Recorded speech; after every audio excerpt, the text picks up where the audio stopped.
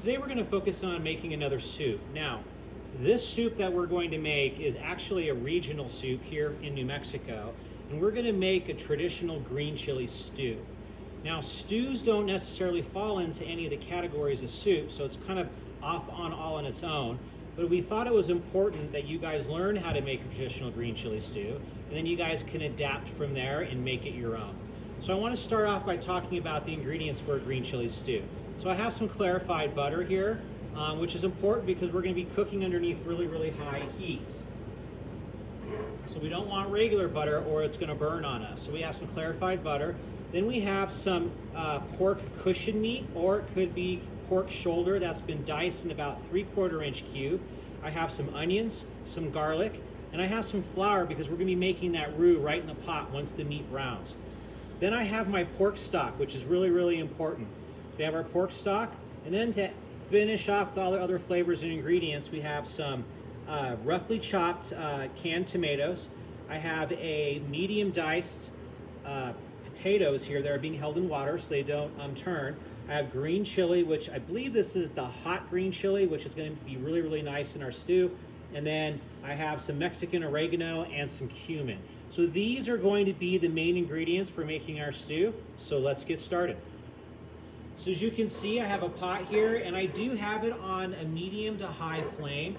We want to make sure that we have a really nice hot flame because we're going to want to caramelize the pork cushion meat here. So at this stage, I'm going to take my clarified butter. You can do a combination of clarified butter and oil. So I have a combination of both here. So I'm going to add that into my pot, push that off to the side. And you can see I'm already starting to get a really nice smoking point, and I'm using that clarified butter and oil.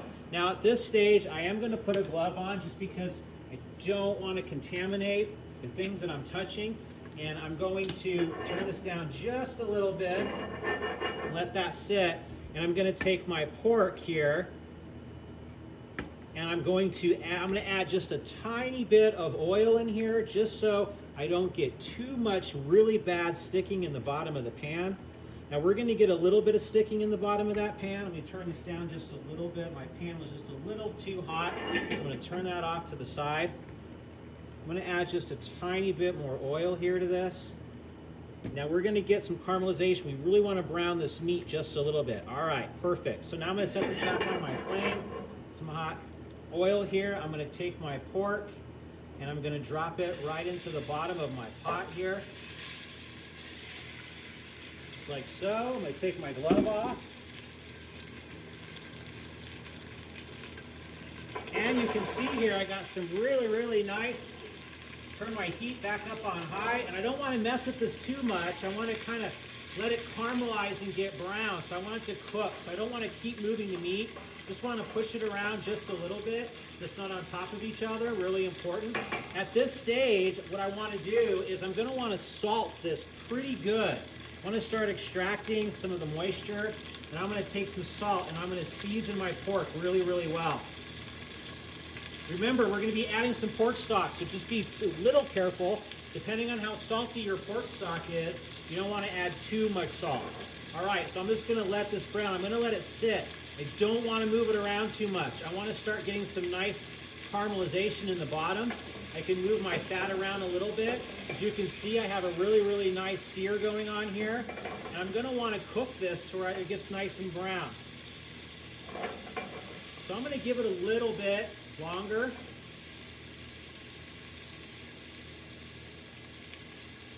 And this browning effect, the caramelization of the meat, is going to help us bring the color of our stew to a really nice kind of a light brownish hue, which is really important along with all the other ingredients.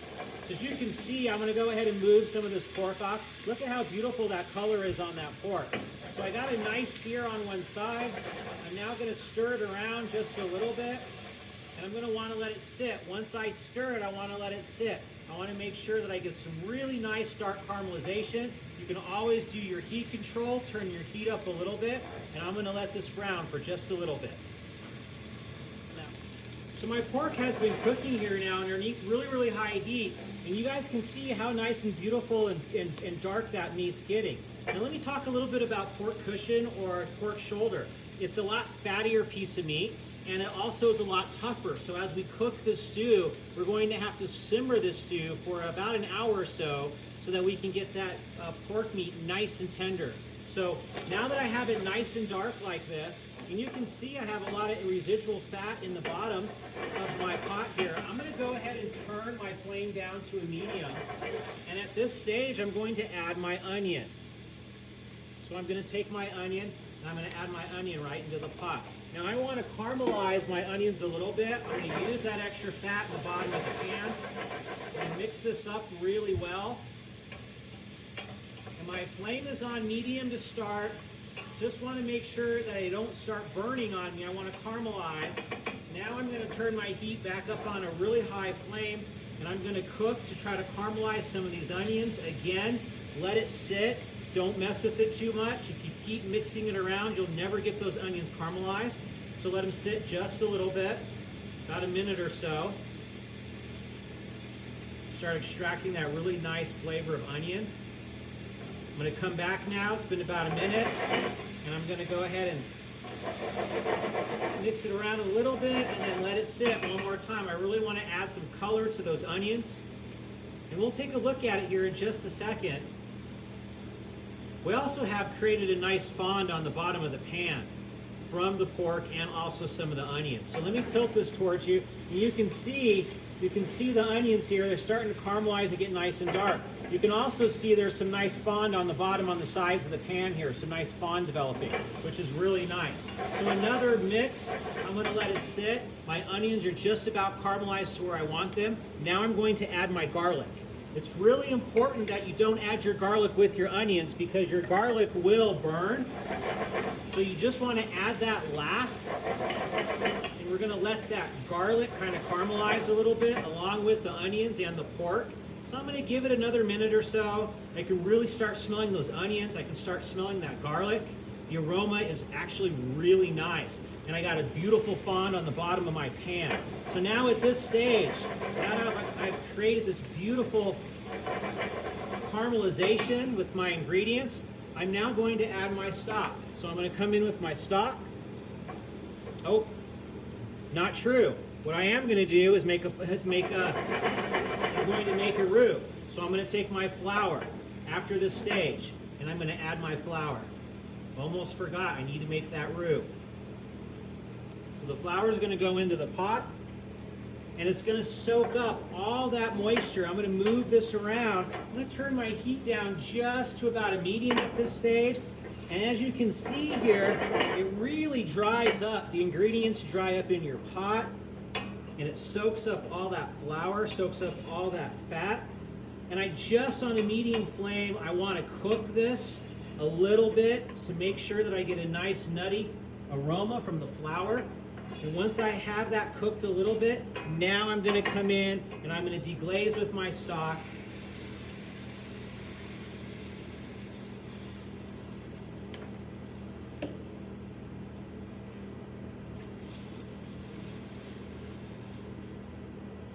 So I deglaze with my stock, and all that beautiful fond on the bottom, I'm going to take my spoon and I'm going to scrape, and I'm going to pull up all that flavor from the bottom. Make sure you scrape the sides really well. You can feel it with your spoon as you go back and forth. You can feel that fond. You want to try to pull all that fond off in that roux. And as this starts to cook, that flour is going to help be a thickener and thicken your stew as it cooks. Now, keep in mind at this stage, it's going to take some time to cook because we need to get that pork nice and tender. So I just want to make sure everything's scraped on the bottom. And you can see I got a really nice color. My stock was a little bit, it had a little light hue to it, and it's got a little bit darker color from caramelizing the meat and also pulling that beautiful fond off the bottom of the pan. All right, so at this stage, I've scraped it down. Now we're going to turn our heat up and we're going to bring it to a boil. Once we bring this to a boil, we're going to turn it down to a simmer, and we're going to let it cook just for about an hour. And you're going to want to go back and taste to make sure that pork is getting nice and tender. As it simmers, it's going to reduce down. So you may have to adjust with a little bit of more pork stock just to make sure it doesn't reduce too far. So it's really important. You bring it to a boil, turn it down to a simmer, let it simmer for about 45 minutes to an hour to really get that pork nice and tender. So at this stage, we have been simmering now our cushion meat in this wonderful stock for about 45 minutes. And I came in here and I had to adjust. I added a little bit more stock because it reduced down a little bit, but the pork is starting to get really nice and tender. And I'm right there, it's super tender. So at this stage, once your pork is tender, and it's gonna take you about 45 minutes to an hour. When it gets nice and tender, I'm still at a nice simmer. At this stage, I'm gonna turn my heat up to about a medium. And at this stage, I'm going to add my potatoes and I'm going to add my tomatoes. Now, again, it's going to be really important. Let me drain my potatoes out here of all the excess water. Now, it's really important on your cuts that you have a really nice medium cut, because when you start cooking this in with your green chili stew, you're going to have to watch it, because once these get tender, we're going to finish our soup. But if you let it go too long, what's going to happen is your potatoes are going to start to disintegrate and you're not going to have any potato chunks in your stew. So really, really important. So at this stage, I'm going to add my potatoes. Then I'm going to add my rough chopped tomatoes. And I'm going to come in here and just give this a nice mix. Now you can see on that medium flame, it brought the temperature down a little bit. So I'm going to keep it on that medium flame. Just going to give it a nice mix, right? I want to make sure it comes back up to that boil. Once it comes back up to that boil, I'm going to turn it back down to a simmer, and I'm going to be watching it about every 5 minutes or so. I'm going to come back and I'm going to be checking to see if my potatoes are nice and tender. You do not want to overcook them. Once they get tender, we'll finish it off. So let's let this cook now. We're going to let it simmer until we get those potatoes nice and tender. So the green chili stew now has been cooking for about 6 minutes with those potatoes and tomatoes in there. So I want to come in here and I want to check and see how nice and tender these potatoes are. I'm going to feel this, and they're starting to get soft. I've probably got another 4 minutes or 5 minutes or so to get to that point. They're not quite cooked all the way through, but as you can see, as it's cooking, it's reducing down and it's getting nice and thick for our stew. So let's just give it another 4 or 5 minutes. I just wanted to double check before we give it that amount of time. I'm going to come in here and I'm going to taste this to see where we're at. Just want to get kind of the flavor. It's coming along pretty good. Get all that nice flavor, that pork flavor. It's starting to thicken up, and we'll be back in just a couple more minutes. We're going to give it about 4 more minutes so that we can get those potatoes cooked. Great, now we've cooked it for an additional 4 minutes. Those potatoes are nice and tender. At this stage, everything is looking beautiful. What we're going to do at this stage is we're going to add our green chili.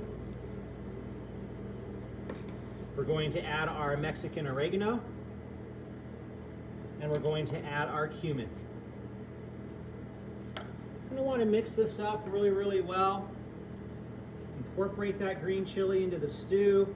Incorporate those seasonings. And we're going to want to let this simmer just probably for another 2 minutes or so. We just want to make sure that green chili gets nice and hot and we have the nice seasonings in there. So we're going to let this simmer for a couple of minutes. I'm also at the stage, before I let it sit, I want to just do one more taste on it and see where we're at on flavor. I think it needs just a tiny bit more salt, so I'm going to add just a little bit more salt, but overall everything's tasting really nice. Oh, and wow, I get a really nice kick of green chili on the back end. I'm going to turn my heat up. I'm going to bring it to a simmer, and I'm going to cook it for about 2 to 3 more minutes, and then we'll get ready to plate it up. So our soup now has been simmering for a couple of minutes. I turn the heat off, and I want to pull this over. Look at how nice and beautiful this is. So my potatoes are cooked nice and tender. You can see the green chili. It's got a really great green chili aroma. And I want you to know that it was just a little loose. So I went back and I made a roux separately, which you guys have done before. And I added just a little bit more roux in here and let it cook for another 3 to 4 minutes just to tighten it up just a little bit thicker. So you may want to adjust the thickness of your green chili stew. Some chefs like it a little bit thinner. Some chefs like it a little bit thicker. I'm a fan of a little bit thicker stew, so I tighten mine up just a little bit. Great, this is about ready for plating up. So let's plate up this beautiful green chili stew. So while I'm getting ready to plate up, I'm gonna put some gloves on because I am gonna garnish my soup. And what I want you guys to see here is that I took some corn tortilla chips and I cut little thin strips and I fried them in the fryer at 350 degrees and seasoned them with a little bit of salt and pepper when they came out of the fryer. So I got a nice crunchy element for my stew. And then I have some beautiful cilantro leaves here for garnish as well. So let's go ahead and plate this up. I'm gonna grab myself a ladle. Got a nice clean warm bowl that came right out of the oven. And I'm gonna take my beautiful green chili stew here. And again, right down in the middle. You can see how nice and beautiful, tender that pork is. It's thick enough that it's holding as a stew. Again, some chefs like it a little bit thinner. And a nice bowl of hearty green chili stew.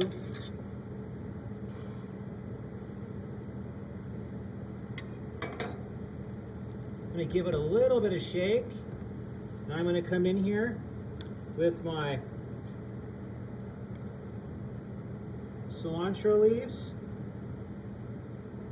I'm going to put cilantro leaves right there in the center, and I'm going to take some of these beautiful crispy corn tortillas to add a crunch element.